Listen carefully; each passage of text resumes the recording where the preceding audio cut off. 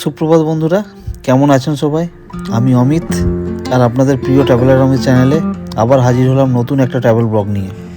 হ্যাঁ, ঠিকই ধরেছেন, আবার গোয়া। আসলে গোয়া এমন একটা জায়গা যেখানে যতবারই আসা হোক না কেন, প্রত্যেকবারই নতুন নতুন অনুভূতি আপনাকে স্বাগত জানায়।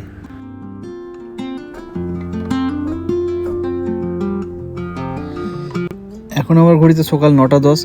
আমি রওনা দিয়েছি কলকাতা আন্তর্জাতিক বিমানবন্দরের উদ্দেশ্যে।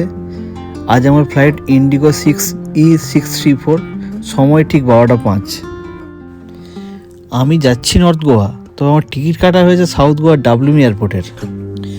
আসলে নর্থ গোয়ার মনোহর ইন্টারন্যাশনাল এয়ারপোর্টে নেমে হোটেলে পৌঁছতে যতটা সময় লাগে, সাউথ গোয়ার ডাবলিম থেকে প্রায় একই সময় লাগে। তার উপর সাউথ গোয়ার ফ্লাইটের ভাড়া তুলনামূলকভাবে একটু কম পড়ে, তাই বাজেট বাঁচিয়েই এবার ডাবলিমের ফ্লাইট বুক করেছি।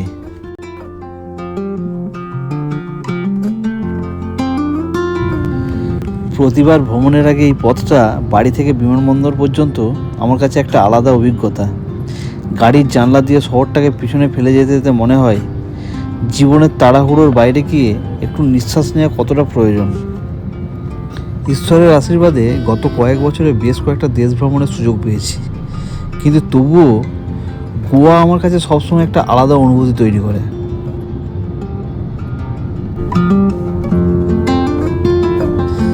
আর একটা কথা বলি, ব্লগ করা আমার পেশা না।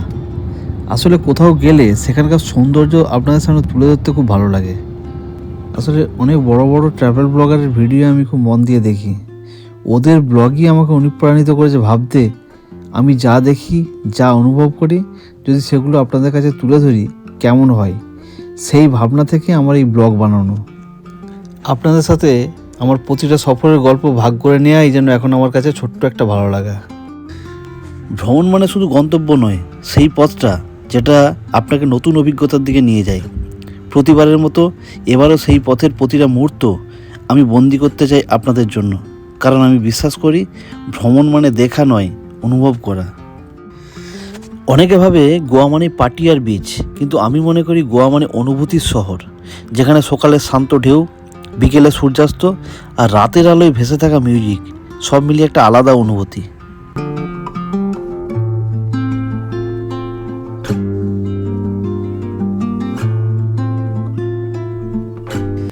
আপনাদের সাথে গল্প করতে করতে কখন যে এয়ারপোর্টে পৌঁছে গেলাম টেরই পেলাম না। এয়ারপোর্টের গেটের সামনে দাঁড়ালেই ভ্রমণের উত্তেজনাটা বেড়ে যায়। মনে হয় চলুন আজ কোথাও নতুন জায়গায় যাই, নতুন কিছু দেখি। এবারে ভেতরে ঢুকে যাই, চেক ইন করবো, সিকিউরিটি বেরোতে হবে, তারপর শুরু হবে আসল ট্রাভেলের গল্প।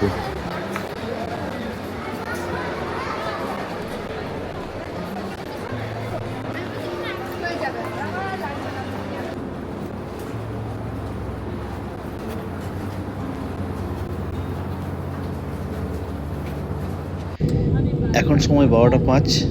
ফ্লাইট আস্তে আস্তে টেক অফ করলো। সামনে 2.5 ঘন্টার একটা বিরক্তকর জার্নি।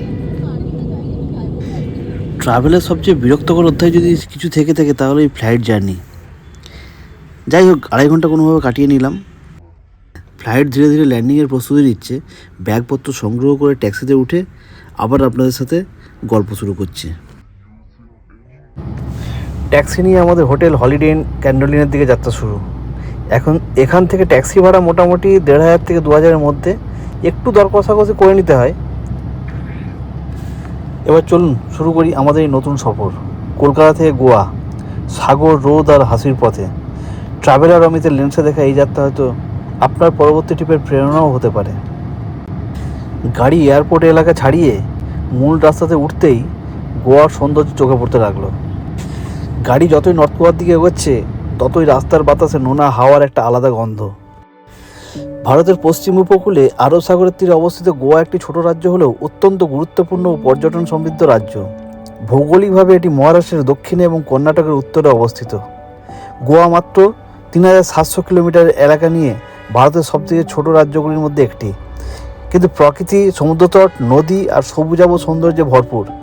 আবহাওয়া গ্রীষ্মমণ্ডলীয়, শীতকালে আরামদায়ক ঠান্ডা, গ্রীষ্মে উষ্ণ ও বর্ষায় প্রচুর বৃষ্টি হয়। এই কারণে পুরো বছরই গোয়া পর্যটকদের আকৃষ্ট করে আসছে।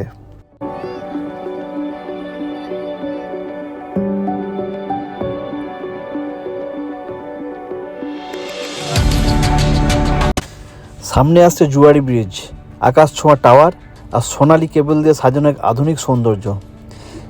গাড়ি ব্রিজে উঠতেই পুরো দৃশ্যটাই বদলে যায়। দুপাশে ঢেউ খেলানো জুয়ারি নদী, মাথার ওপর নীল আকাশ, আর মাঝখানে দাঁড়িয়ে আছে এই বিশাল দৃষ্টিনন্দন ব্রিজ। দূরে সবুজ পাহাড়ের আভাস, নিচে নদীর নীরবতা, আর সামনে লম্বা মসৃণ রাস্তা। এই ব্রিজ পেরোবার সময় মনে হয় গোয়া যেন ধীরে ধীরে খুলে দিচ্ছে তার আসল রূপ।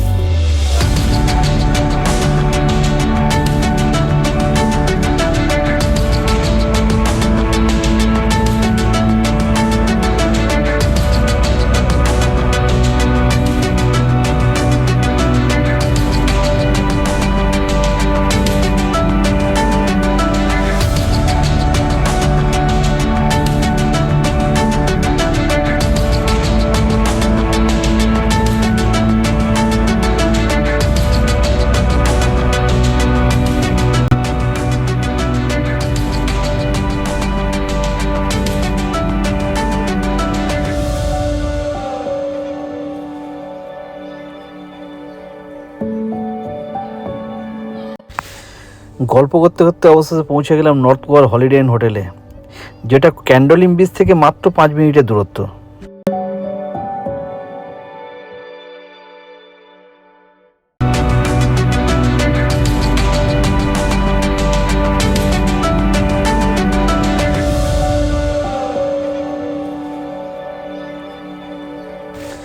লম্বা রাস্তা পেরিয়ে অবশেষে হোটেলের সামনে এসে থামলো আমাদের গাড়ি।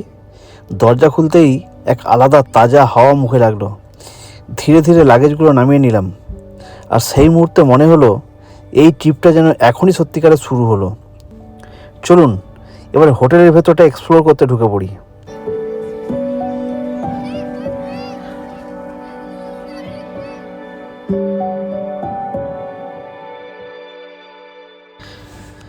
গেট খুলে ভেতরে ঢুকতেই হোটেলের রাজকীয় রিসেপশনের মৃদু আলো, হালকা সুগন্ধ আর স্টাফদের উষ্ণ হাসি। স্বাগতম জানিয়ে হাতে ধরিয়ে দেওয়া হলো টাটকা ওয়েলকাম ড্রিঙ্কস।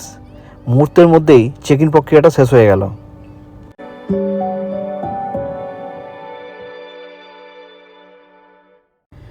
এর পরের দৃশ্যে যাই, চলুন হোটেলটা একটু ঘুরিয়ে দেখাই আপনাদের।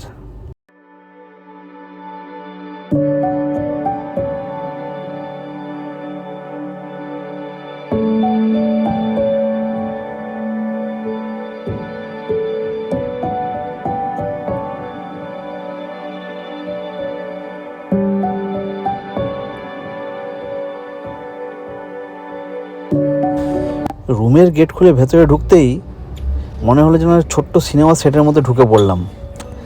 হালকা আলোয় ভেসে ওঠা নিখুঁতভাবে সাজানো স্পেস, সাদা নরম বিছানা, বড় এলইডি টিভি, চারিদিকে পরিষ্কার পরিচ্ছন্নতার একটা নিখুঁত নিদর্শন। ভেতরে পা দিয়েই বাঁ দিকে চোখে পড়লো একটা বড় সড়ো ক্যাবিনেট। আমরাও ঠিক সেভাবেই লাগেজগুলো যত্ন করে ওখানে রেখে দিলাম। পাশে নিরাপত্তার জন্য একটা লকার। রুমের ভেতরে ঢুকে একটু ঘুরতেই চোখে পড়লো কোণের দিকে রাখা ছোট্ট একটা মিনি ফ্রিজটা খুলে দেখলাম ভেতরে নানা রকম ড্রিঙ্কস, ছোট ছোট চকলেট, সুন্দর করে সাজানো টিন আর ক্যান। অবশ্যই এসব খেতে চাইলে একটু আলাদা করে পেমেন্ট করতেই হবে। হোটেলের বাথরুমটিও পরিষ্কার পরিচ্ছন্ন, আর গেস্টদের আরামদায়ক থাকার জন্য প্রয়োজনীয় সব কিছুই সুন্দরভাবে সাজানো। প্রিমিয়াম ব্র্যান্ডের shampoo, conditioner, shower gel, body lotion ও হোটেলের স্ট্যান্ডার্ড অনুযায়ী সমস্ত উচ্চমানের। লার্জ মিরর সহ একটা সাজানো গোছানো wash basin counter, soft fresh towel, আর আছে 24 ঘন্টার হট ওয়াটারের সুবিধা।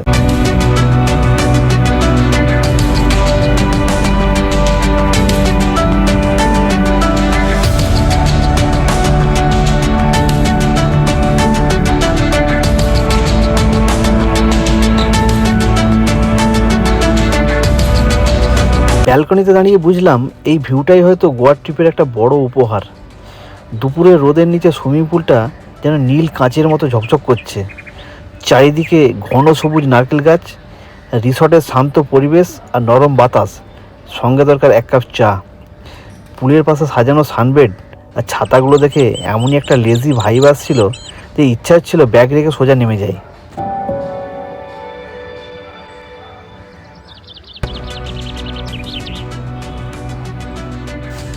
আর রাত নামতেই পুরো দৃশ্যটাই বদলে গেল। একই জায়গা কিন্তু আলো আঁধারির খেলায় একদম নতুন রূপ। অ্যারোমেটিক লাইটে ভেসে থাকা ছাতাগুলো, গাছের গায়ে রঙিন লাইটের ছটা, আর নীল আলোয় ঝিলমিল করতে থাকা পুল, যেন কোনো রোমান্টিক গানের সেট। পুলের পাশ থেকে রাতের হোটেলটা যেন একেবারে অন্য রূপে ধরা দিল। দিনের ব্যস্ততা মিলিয়ে যাওয়ার পর পুরো জায়গাটাই শান্ত, আর আলো আঁধারির খেলায় আরও এলিগ্যান্ট হয়ে উঠেছে।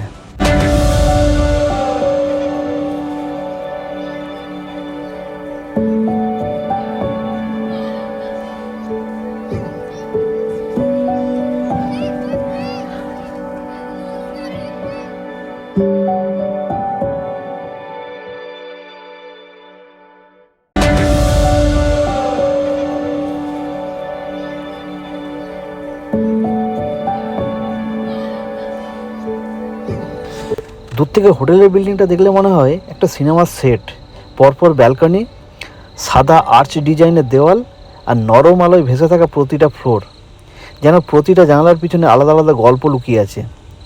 পুলের দিকে এগোতেই সেই শান্ত নীল আলো, আর পাশে সাজানো টেবিল চেয়ারগুলোতে উষ্ণ হলুদ লাইট জ্বলে তৈরি করেছে একদম ড্রিমি অ্যাটমসফিয়ার। গাছপালার গায়ে ফেলে দেওয়া হয়েছে রঙিন লাইটগুলো, পুরো পরিবেশটাকে আরও রোমান্টিক করে তুলেছে। আজকের মতো দিনের শেষে নরম বিছানায় গা এলিয়ে একদম রাজকীয় ঘুম দিলাম। গুড নাইট বন্ধুরা। কাল সকালেই আবার এই ব্লগটা আমি কন্টিনিউ করতে থাকবো।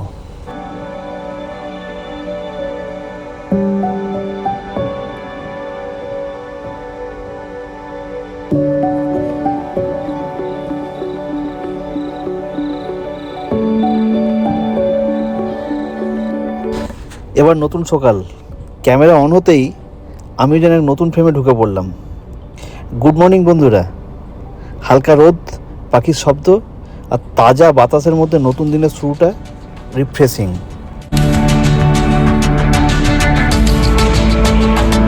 সকালে রেস্টুরেন্টে ঢুকতেই গরম গরম ইডলি, ধোসা, উপমার গন্ধ, গাজরের হালুয়া, চাউমিন।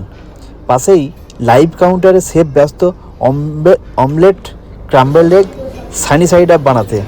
যেটা চাইবেন সেটাই মুহূর্তে তৈরি।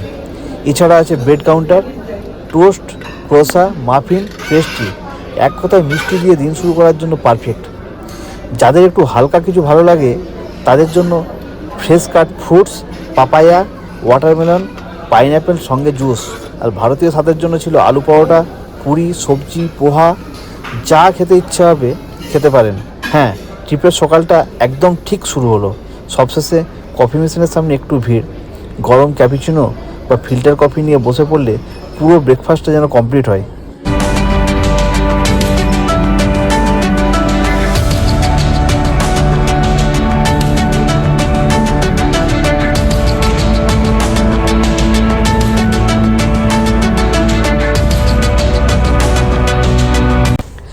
আপাতত এই ব্লগটা এখানেই শেষ করছি বন্ধুরা, কিন্তু শেষ মানেই তো আর শেষ না। আবার ফিরছি একদম নতুন এক ব্লগ নিয়ে, যেখানে অপেক্ষায় থাকবে নানান বিচের গল্প, সূর্যাস্তের রং, ঢেউয়ের ছন্দ, আর পথের অচেনা উন্মাদনা। ততক্ষণ পর্যন্ত ভালো থাকুন, সঙ্গে থাকুন। ট্রাভেলার অমিত আবার ফিরছে আপনার স্ক্রিনে, আরও এক টুকরো এক ভ্রমণের গল্প নিয়ে।